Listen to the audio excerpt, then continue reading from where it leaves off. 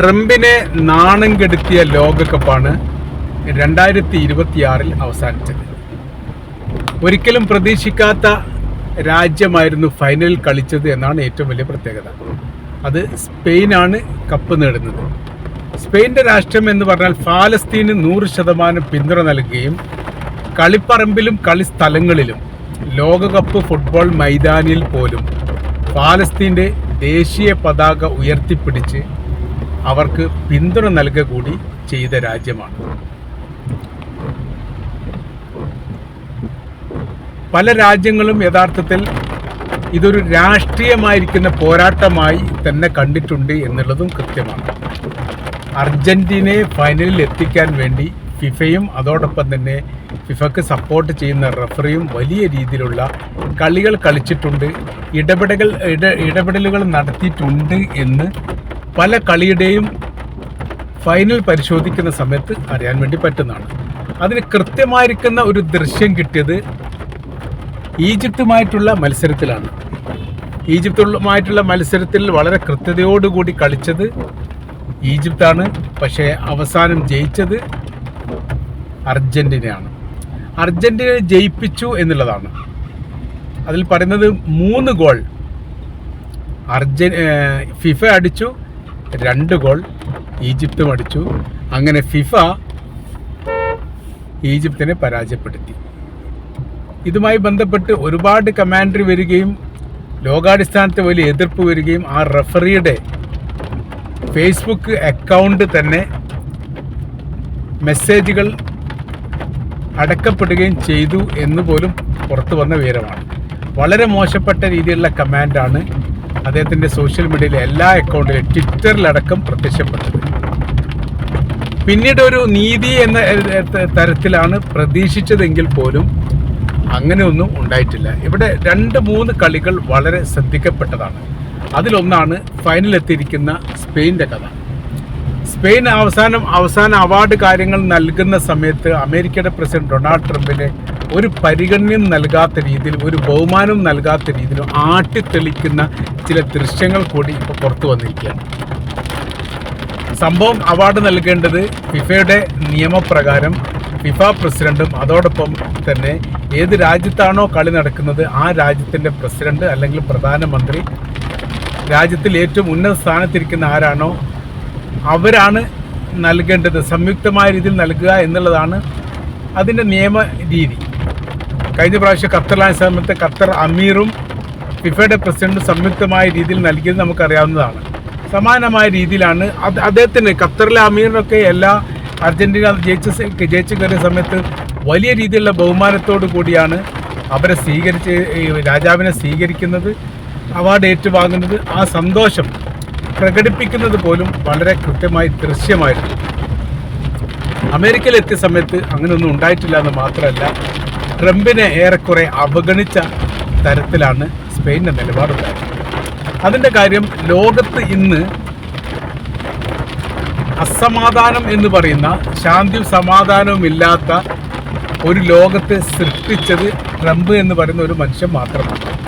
തെറ്റായിരിക്കുന്ന അദ്ദേഹത്തിൻ്റെ പ്രവണത മൂലം ലോകത്താകമാനമുള്ള മനുഷ്യരും രാജ്യങ്ങളും സംവിധാനങ്ങളും ആകെ പ്രയാസത്തിലാകുന്ന ഒരു സ്ഥിതിയാണുള്ളത്. അത് ഇറാൻ ആക്രമിച്ചതോടുകൂടി തുടങ്ങിയതാണ്. അത് എവിടെയും എത്തിക്കാൻ സാധിക്കാത്തതിൻ്റെ പ്രയാസം ഇപ്പോഴും അമേരിക്ക അനുഭവിക്കുന്നുണ്ട് എന്നുള്ളത് മറ്റൊരു കാര്യം. ഇതിന് മുൻപത്തെ ഈ ലോകകപ്പിൽ ഏറ്റവും ശ്രദ്ധിക്കപ്പെട്ട മറ്റൊരു മത്സരം ഇറാൻ്റെ മത്സരമായിരുന്നു. ഇറാൻ്റെ മത്സരത്തിൽ ചില നിബന്ധനകൾ വെച്ചു. സ്പോർട്സിനെ സ്പോർട്സായി കാണുന്നതിന് പകരം സ്പോർട്സിലേക്ക് രാഷ്ട്രീയത്തെ ഉഴുതുമറിച്ചിട്ടു ട്രംപ് എന്നതാണ് ഏറ്റവും വലിയ പ്രത്യേകത. അങ്ങനെ ട്രംപ് മറിച്ചിട്ടു എന്ന് മാത്രമല്ല, അതോടനുബന്ധിച്ച് വലിയ വിഷയകാര്യങ്ങളും ഉണ്ടായി.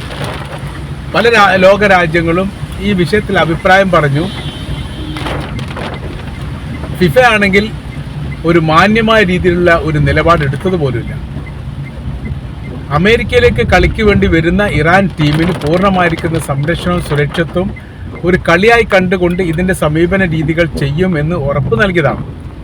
പക്ഷേ വിസ ചട്ടം ലംഘിച്ചുകൊണ്ട് അമേരിക്ക 15ഓളം പേർക്ക്, ഈ കളിയുമായിട്ട് ബന്ധപ്പെട്ട 15ഓളം പേർക്ക് വിസ നൽകാതിരുന്നു.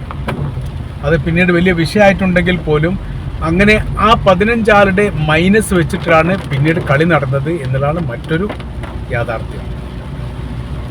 മാത്രവുമല്ല, അവിടെ കളിക്കുന്ന സമയത്ത് പ്രത്യേകമായിരിക്കുന്ന അമേരിക്കയുടെ നിർദ്ദേശം എന്ന് പറയുന്നത് കളി കഴിഞ്ഞാൽ പിന്നീട് ഒരിക്കലും രാജ്യത്ത് നിൽക്കാൻ പാടില്ല, രാജ്യം വിട്ടു പോകണം എന്നാണ്. പ്രാക്ടീസ് നൽകാൻ പോലും യഥാർത്ഥത്തിൽ സാധിച്ചിട്ടില്ല എന്നൊരു പ്രത്യേകതയുണ്ട്. അപ്പോൾ ഒരു ഭാഗത്ത് കളി നടക്കുന്നു, പിന്നീട് കളി കഴിയുന്ന സമയത്ത് രാജ്യം വിട്ടു പോകുന്നു, തൊട്ടടുത്ത പ്രാവശ്യം പിന്നീട് കളി നടക്കുന്നു, പിന്നീട് രാജ്യം വിട്ടു പോകുന്നു. ഈ തരത്തിലുള്ള ഒരു പീഡനം, മാനസിക പീഡനം ഇറാന്റെ കളിക്കാരോട് ട്രംപ് കാണിച്ചു. ഇറാൻ ആദ്യ മത്സരത്തിൽ 3 കളി കളിച്ചെങ്കിലും 3ലും പരാജയപ്പെട്ടില്ല. 2 വിജയിക്കുകയും 1 സമനില പിടിക്കുകയും ചെയ്തു. എന്നിട്ടും അവരെന്തായി? പുറത്തായി. ഇത് ഒരു ആരംഭമായിരുന്നു. അമേരിക്കയുടെ കൃത്യമായിരിക്കുന്ന രാഷ്ട്രീയ നിലപാട് അവിടെ പ്രകടമായി എന്നുള്ളതാണ്. മാനസികമായി കളിക്കാരെ പീഡിപ്പിക്കുക, എന്നിട്ട് അവരെ പരാജയപ്പെടുത്തുക, കുറേ നിർദ്ദേശ കാര്യങ്ങൾ മുന്നോട്ട് വെക്കുക, കരാർ ലംഘിച്ചിട്ടില്ലെങ്കിൽ രാജ്യത്തേക്ക് വിസ ക്യാൻസൽ ചെയ്ത് നാട്ടിലേക്ക് കയറ്റിവിടുമെന്ന് പറയുക. അങ്ങനത്തെ കുറേ പ്രശ്നങ്ങൾ അതിനോടനുബന്ധിച്ച് തന്നെ ഉണ്ടായതാണ്. രണ്ടാമത്താണ് ശ്രദ്ധിക്കപ്പെട്ടത് ഈജിപ്തുമായിട്ടുള്ള കളി. ഈജിപ്തും അർജന്റീനയും തമ്മിൽ കളിച്ച സമയത്ത് സമാന രീതി മറ്റൊരു തലത്തിലാണ്. അതായത് അർജന്റീന ഫൈനലിൽ എത്തണം, ഫൈനൽ കപ്പ് നേടണം എന്നുള്ളത് ഫിഫക്ക് നിർബന്ധമായിരുന്നു. സാമ്പത്തികമായ രീതിയിൽ വലിയ മുന്നേറ്റം ഉണ്ടാകണമെങ്കിൽ നിർബന്ധമായ രീതിയിലും അർജന്റീന ഫൈനലിൽ എത്തണം എന്ന് ഫിഫ മനസ്സിലാക്കുകയും അതിനനുസരിച്ച് അവർ ആ പ്രവർത്തികളൊക്കെ കാണിക്കുകയും ചെയ്തു. റഫറി വൺ സൈഡ് ചെയ്തുകൊണ്ടാണ് യഥാർത്ഥത്തിൽ അർജന്റീനയെ ജയിപ്പിച്ചത്. മൂന്നാമത്താണ് നമ്മൾ പറയുന്നത് സ്പെയിനിൻ്റെ വിഷയം. സ്പെയിനെ സംബന്ധിച്ചിടത്തോളം സ്പെയിൻ പിടിച്ചു നിന്നു എന്നുള്ളതാണ്. കാര്യം എന്ന് പറഞ്ഞാൽ ഇത്തരം ഒരു സംഭവങ്ങൾ ഉണ്ടാവാൻ സാധ്യതയുണ്ട് എന്നതിനാൽ, അത് തങ്ങളുടെ നേരെ വരുമെന്ന് ഉറപ്പുള്ളതിനാൽ ആദ്യ ഘട്ടത്തിൽ തന്നെ സ്പെയിൻ അതിൻ്റേതായിരിക്കുന്ന കളി കളിച്ചു. അപ്പോൾ ഏകദേശം 90 മിനിറ്റിലും കൃത്യമായ രീതിയിൽ ഒരു കുറഞ്ഞൊരു സമയം പോലും മെസ്സിയുടെ കയ്യിൽ പോലും പന്ത് കിട്ടിയിട്ടില്ല എന്നുള്ളതാണ്. അപ്പോൾ മെസ്സിക്ക് പോലും തീരെ കളി കിട്ടാത്ത രീതിയിലുള്ള അവസ്ഥ, അല്ലെ പന്ത് കിട്ടാത്തൊരു സാഹചര്യങ്ങൾ പോലും ഉണ്ടാവുന്ന രീതിയിലായിരുന്നു സ്പെയിൻ്റെ മുന്നേറ്റം. സ്പെയിൻ ലോക റെക്കോർഡ് ഒരുപാട് തവണ ഭേദിച്ച രാജ്യമൊന്നുമല്ല. അങ്ങനെ വരുന്ന സമയത്ത് അർജന്റീനക്ക് ഒരു സാധ്യത അവിടെ പല ആളുകളും കണ്ടിരുന്നു. പ്രത്യേകിച്ച് ലോകത്ത് ഏറ്റവും കൂടുതൽ ഫുട്ബോൾ ഫാൻസ് ഉള്ളത് അർജന്റീനതാണ്. അപ്പോൾ അതിൻ്റേതായിരിക്കുന്ന ആരവങ്ങൾ ഗാലറിക്ക് പുറത്തും സോഷ്യൽ മീഡിയയിലൊക്കെ നമ്മൾക്ക് കേൾക്കാനും അറിയാനും വേണ്ടി സാധിക്കും. ഇപ്പോൾ ലോകകപ്പ് അവസാനിച്ചു, പക്ഷേ വിവാദങ്ങളും പ്രശ്നങ്ങളും വിഷയങ്ങളും അവസാനിച്ചിട്ടില്ല. ഈജിപ്തിനെതിരെയുള്ള റഫറിയുടെ സമീപനത്തിനെതിരെ ഫിഫക്ക് ഈജിപ്ത് ഔദ്യോഗികപരമായ രീതിയിൽ തന്നെ പരാതി നൽകി. ആ പരാതിയുമായിട്ട് ബന്ധപ്പെട്ട കാര്യത്തെക്കുറിച്ച് അന്വേഷണം ആരംഭിച്ചിട്ടുണ്ട് എന്ന് പറയുന്നു. പ്രത്യേകിച്ച് ഗുണമൊന്നുമില്ലെങ്കിലും അതൊരു റഫറി ഗ്രൗണ്ട് മുറ്റത്ത് നടത്തേണ്ട ന്യായമായിരിക്കുന്ന സമീപനമല്ല എന്ന് ലോകത്തിന് മുഴുവനും അഭിപ്രായമുണ്ട് എന്നതിനാൽ തന്നെ തീർച്ചയായിട്ടും ഇത് ചർച്ച ചെയ്യപ്പെടാനുള്ള സാധ്യത വളരെ കൂടുതലാണ്. പിന്നീട് യമാലിൻ്റെ സമീപനങ്ങൾ. യമാൽ ഒരു മുസ്ലിം വിശ്വാസിയാണ്. ഒരു മുസ്ലിം കുടുംബത്തിൻ്റെ പശ്ചാത്തലത്തിൽ നിന്നാണ് അദ്ദേഹം വരുന്നത്. 18-19 വയസ്സ് മാത്രമാണ് പ്രായം. വളരെ നിർണായകമായിരിക്കുന്ന പല കളികളിലും വലിയ ഉന്നത വിജയം നേടാൻ വേണ്ടി സാധിച്ചിട്ടുണ്ട്. അങ്ങനെ ഒരുപാട് പ്രത്യേകതയുള്ള ഒരു അജയ്യനായിരിക്കുന്ന ഫുട്ബോൾ ഇതിഹാസമാണ് യഥാർത്ഥത്തിൽ യമാൽ എന്ന് പറയുന്ന സ്പെയിൻ്റെ ശ്രദ്ധേയനായിരിക്കുന്ന കളിക്കാരൻ. അപ്പോൾ ഇദ്ദേഹം അവാർഡ് നൽകുന്ന സമയത്ത് അമേരിക്കൻ പ്രസിഡന്റ് ഡൊണാൾഡ് ട്രംപ് കളിക്ക് ശേഷം അവാർഡ് നൽകുമ്പോൾ വലിയൊരു ആഹ്ലാദ മുഖത്തോടു കൂടി അല്ല ആരും ഷെയ്ക്കൻഡ് കൊടുക്കുക. 1-2 കളിക്കാർ ഷെയ്ക്കൻഡ് ട്രംപിന് കൊടുക്കാതിരുന്നു എന്നുള്ളതാണ്. ഷീൽഡ് ലഭിക്കാൻ വേണ്ടിയിട്ട് തല താഴ്ത്തി നിന്ന് കൊടുത്തു എന്നല്ലാതെ ഒരു അംഗീകാരം ട്രംപിന് കിട്ടുന്ന രീതിയിലുള്ള ഒരു ബഹുമാനവും അവരുടെ ആരുടെ മുഖത്തു നിന്നും പ്രകടമായിട്ടില്ല എന്നതും ഒരു സത്യമാണ്.